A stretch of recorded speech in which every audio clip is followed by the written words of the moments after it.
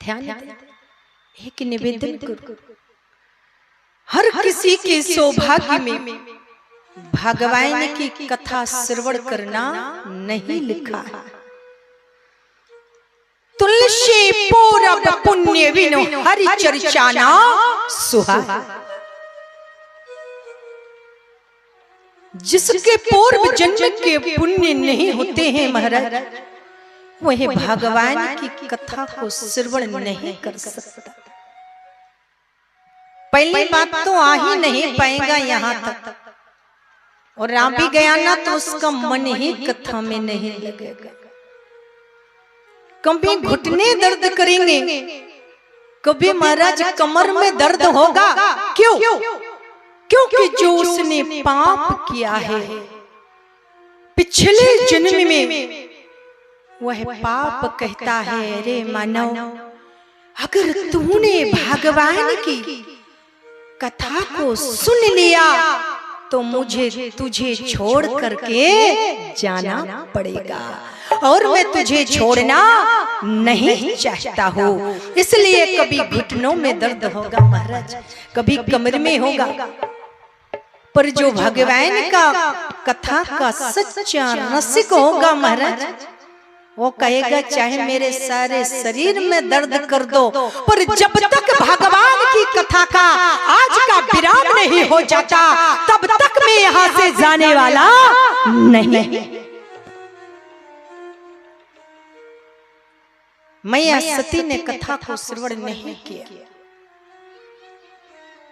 परिणाम ये हुआ कि सती की देह का त्याग करना पड़ा। संक्षेप में वर्णन कर रही, आगे बढ़ूंगी। पर्वतराज हिमालय के यहाँ पार्वती के रूप में जन्म लिया और नारद जी के उपदेश के अनुसार तपस्या करने के लिए चले। उसी समय एक तारक नाम का असुर हुआ।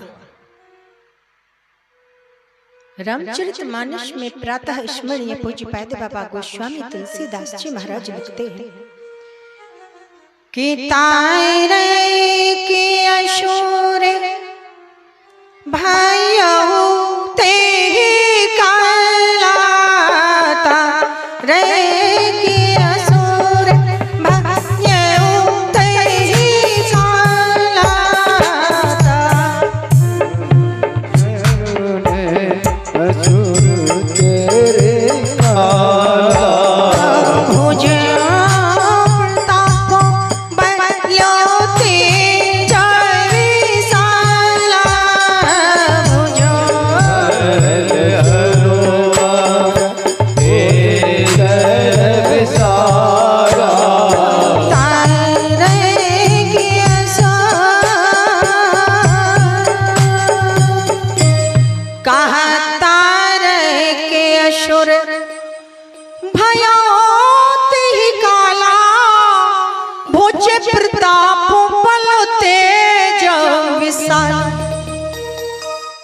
महाराज भुजाओं में बड़ा बल है,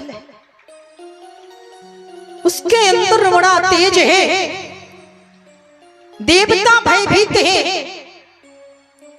इसका संहार होगा कैसे? कौन करेगा? कहा इसका संहार तो एक ही कर सकते हैं। कहा कौन? कहा माता पार्वती और भोले बाबा का जो संतान पहला होगा वही तारक नाम के असुर का संहार करेगा। ध्यान देना, मैं आप सबकी ओर आ रही हूँ कथा कहते कहते। प्रेम से बोलो राम राजा सरकार की जय हो। कहा इसके लिए तो बाबा समाधि में विराजमान है, तो समाधि भंग करेगा कौन? ब्रह्मा जी ने कहा महाराज उपाय हम बता देते हैं।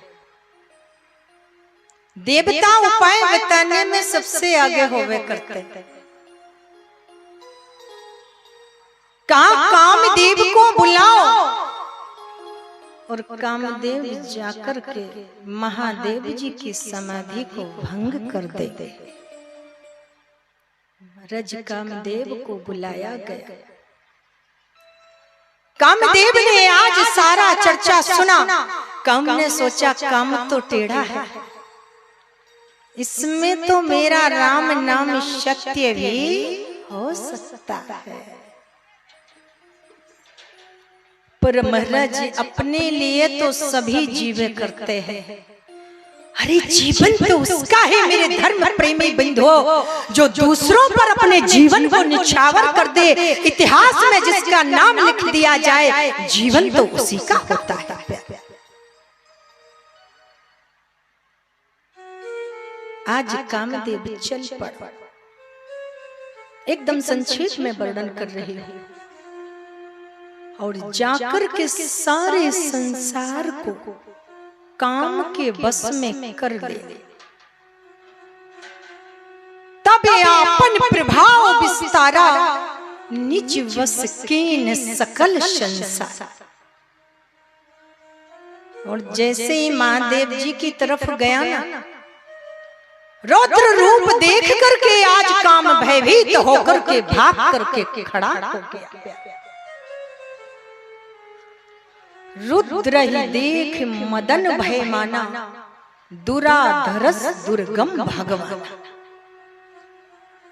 अनेक उपाय कर लिए, पर बाबा की समाधि भंग नहीं कर सका। जब महाराज नहीं कर सका तो क्रोध आ गया। आज कामदेव ने अपने पांचों बाणों को तरकस पर चढ़ाया और महादेव भगवान की तरफ छोड़ दिया। रामचरितमानस में प्रातः स्मरणीय पूज्यपाद बाबा गोस्वामी तुलसीदास जी महाराज लिखते हैं कि छाड़ियो वृषे भे वृष खे उरे लागे, छाड़ियो वृष खे उरे लागे, छाड़ियो वृषे भे वृष खे उरे लागे, छाड़ियो उरे लागे, छोटी समाधि शंभु तपो जागे, छोटी समाधि छोटी समाधि शंभु तपो जागे, छोटी समाधि जागे। कहा छाड़े वृषभ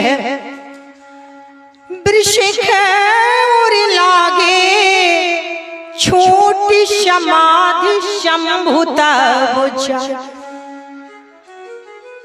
मेरे धर्म प्रेमी बंधुओं, आज कामदेव के छोड़े हुए पांचों बाण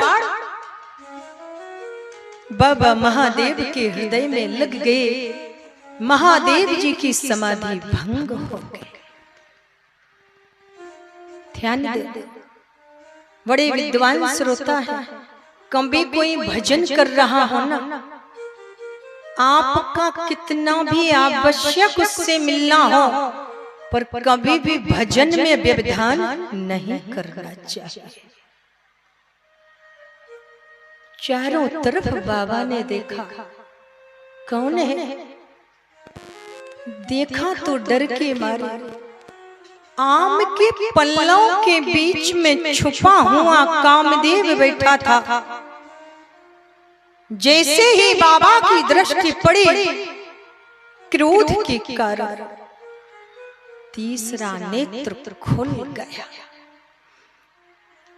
रामचरितमानस में प्रातः स्मरणीय पूज्यपाद बाबा गोस्वामी तुलसीदास जी महाराज लिखते हैं कि तब से वो तीसरो नयन उघारा, चित्ती बत्ती कामी भयौ जरि छारा।